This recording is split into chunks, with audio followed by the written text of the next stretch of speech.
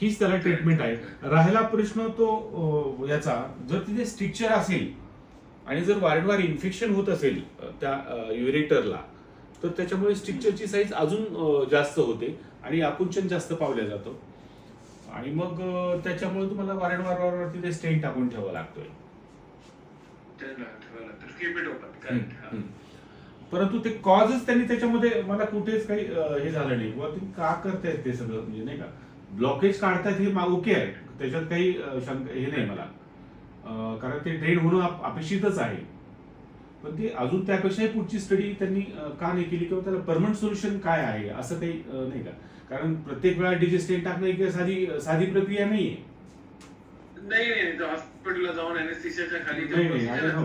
आणि तुम्ही वारंवार मग तिथे जातायत, तिथे सगळं ते छेडछाड होते नाही का, तर त्यामुळे रिकरंट तिथे इंजुरी व्हायची चान्सेस राहतात. इंजुरी झाल्यानंतर ते भरून यायला पुन्हा तिथे फायब्रोसिसनी भरून येतं, त्याच्याही म्हणजे ते सगळे क्लिष्ट आहे सगळं. तर माझं म्हणणं आहे की प्रायमरी ट्रीटमेंट याच्यामध्ये मी तुम्हाला काही मेडिकेशन इथून पाठवतो, ते मेडिकेशन घ्या, त्याने तुम्हाला इन्फेक्शन होणार नाही, त्याने तुम्हाला स्टोन विरघळायला लागेल, स्टोनमुळे जे काही कॉम्प्लिकेशन होतात छोटी मोठी ते, आणि युरिनचा फ्लो छान राहील. ओके.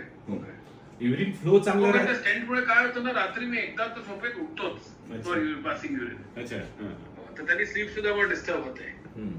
आता ते शेवटी किती जरी केलं तर ते आर्टिफिशियलच युरेटर म्हणता येईल त्याला.